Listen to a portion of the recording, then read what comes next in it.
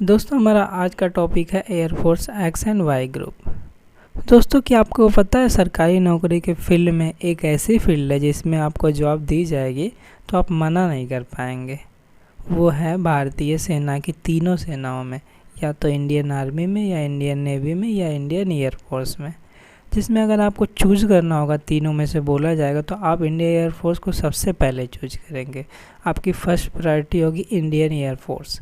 तो Indian air force का craze कुछ ज़्यादा ही होता है और इस वीडियो में हम देखेंगे कि Indian air force X and Y group क्या है, इसकी एलिजिबिलिटी क्या होती है इसके लिए, और इसका सिलेक्शन प्रोसीजर क्या है, और लास्ट में हम लोग देखेंगे कि इसमें सैलरी कितनी तक मिलती है। तो अंत तक वीडियो में बने रहिए और अगर आप चैनल को अभी तक सब्सक्राइब नहीं किए हैं तो सब्सक्राइब करके बेल आइकन को प्रेस कर दीजिए, क्योंकि यहाँ पर ज्ञान एंड बायोग्राफी से रिलेटेड वीडियोज आपको हमेशा मिलते हैं। तो नमस्कार दोस्तों, मैं हूँ आकाश कुमार, द ज्ञान वाला में स्वागत है आपका। दोस्तों हमारी पूरी इंडियन एयरफोर्स दो ब्रांचों में बटी हुई है, एक है फ्लाइंग ब्रांच और दूसरी है ground duty branch. Flying branch या यूँ कह लीजिए कि पायलट की ब्रांच। अब इस ब्रांच में अगर आप जाना चाहते हैं, इंडियन एयरफोर्स में पायलट बनना चाहते हैं, तो आपको ऑफिसर बनना पड़ेगा।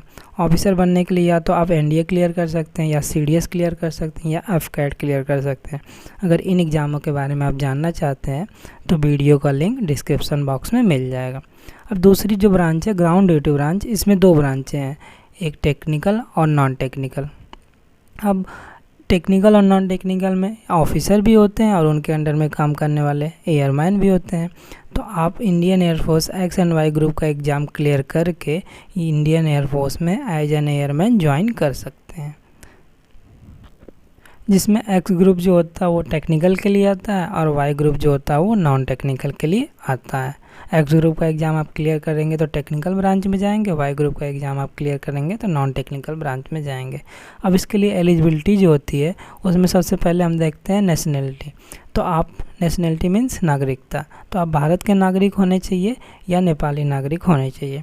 अब एज लिमिट की बात करें तो एज लिमिट आपकी 18 से 21 या 18 to 21 ईयर होनी चाहिए। अब एजुकेशनल क्वालिफ़िकेशन दोनों के लिए अलग अलग है। अगर एक्स ग्रुप के लिए एजुकेशनल क्वालिफ़िकेशन की बात करें तो आपका 10+2 में 50% मार्क होने चाहिए और सब्जेक्ट में आपके मैथमेटिक्स, फिजिक्स एंड इंग्लिश होने चाहिए, और आपकी इंग्लिश में मिनिमम 50% मार्क होने चाहिए, या आपके पास 3 ईयर का डिप्लोमा कोर्स होना चाहिए। अगर डिप्लोमा में आपकी इंग्लिश है तो आपका उसमें मिनिमम 50% मार्क होने चाहिए, या आपका 10 या 12th में 50% मार्क इंग्लिश में होने चाहिए।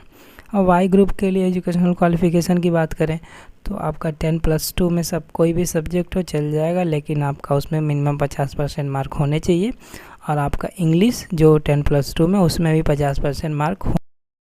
अब इसके सिलेक्शन प्रोसीजर की बात करें तो इसमें 3 फेज होते हैं। फर्स्ट फेज जो होता है ऑनलाइन टेस्ट होता है, जिसका सिलेबस दोनों ग्रुप के लिए अलग अलग होता है। एक्स ग्रुप की बात करें तो उसमें इंग्लिश होती है, फिजिक्स होती है, मैथमेटिक्स। अगर मैथमेटिक्स में देखें तो उसमें 25 क्वेश्चन होते हैं 20 मिनट के लिए, फिजिक्स में 25 क्वेश्चन होते हैं 20 मिनट के लिए, और इंग्लिश में 20 क्वेश्चन होते हैं 20 मिनट के लिए। और जो वाई ग्रुप होता है उसका सिलेबस जो होता है वो होता है, इंग्लिश होती है 20 क्वेश्चन 20 मिनट के लिए, और रीजनिंग एंड जनरल अवेयरनेस जो होती है वो 30 क्वेश्चन होते हैं उसमें 25 मिनट के लिए, ठीक है। और अगर आप दोनों देना चाहते हैं एक ही साथ तो आप दोनों दे सकते हैं। इसमें ऑप्शन होता है जिसमें अगर आप दोनों देंगे तो उसमें बोथ क्लिक करना होता है एग्जामिनेशन फॉर्म में, और दोनों के लिए जो सिलेबस होता है उसमें इंग्लिश होती है, फिजिक्स होती है, मैथमेटिक्स होती है, और रीजनिंग एंड जनरल अवेयरनेस जिसको रागा बोलते हैं वो होता है। तो इसमें अगर आप देंगे दोनों के लिए तो फिजिक्स में जो होता है 25 क्वेश्चन 20 मिनट के लिए, और मैथमेटिक्स में 25 क्वेश्चन 20 मिनट के लिए, और जो रीजनिंग होती है उसमें 30 क्वेश्चन 25 मिनट के लिए, और इंग्लिश में जो होते हैं 20 क्वेश्चन 20 मिनट के लिए होते हैं। अब आप फेज़ 1 जब क्लियर करते हैं तो आपको फेज़ 2 के लिए बुलाया जाता है। फेज़ 2 में आपका जो होता है वो ग्रुप डिस्कशन होता है और इंट्रोडक्शन होता है, और उसमें होता है पीएफटी फिजिकल फिटनेस टेस्ट। इसमें आपका होता है 1.6 किलोमीटर की रनिंग होती है, जिसको 6 मिनट एंड 30 सेकेंड में आपको पूरा करना होता है, और 20 स्क्वाट्स होते हैं, 10 सीटअप होते हैं, 10 पुशअप होते हैं। अब उसके बाद जब आप फेज़ 2 क्लियर कर लेते हैं तो उसके बाद आपको फेज़ 3 में बुलाया जाता है, जिसमें आपका मेडिकल टेस्ट होता है। जब आप मेडिकल टेस्ट क्लियर कर लेते हैं तो आपको फिर उसके बाद आपकी मेरिट लिस्ट बनती है, ऑल इंडिया मेरिट लिस्ट। उसमें अगर आपका नाम आता है तो आपको कॉल लेटर आता है और आपकी ज्वाइनिंग होती है। अब इसमें अगर सैलरी की बात करें तो आपको सैलरी बहुत अच्छी मिल रही है। डायरेक्ट 12th के बाद इतनी सैलरी बहुत है। अब जब तक आप ट्रेनिंग करेंगे, इसमें ट्रेनिंग के समय आपको 14,600 मिलते रहेंगे दोनों एक्स एंड वाई के लिए। और जब आप एक्स ग्रुप में ज्वाइन होंगे ज्वाइनिंग के बाद, तो आपका पे स्केल जो होगा वो होगा 3,100। इसके बाद आपका अलाउंसेस ये सब ऐड करके आपका 40+ हो जाएगा। और वाई ग्रुप के लिए आपका जो पे स्केल होगा 26,100। तो सब कुछ ऐड करके आपका अलाउंसेस ये सब ऐड करके आपका 30+ हो जाएगा।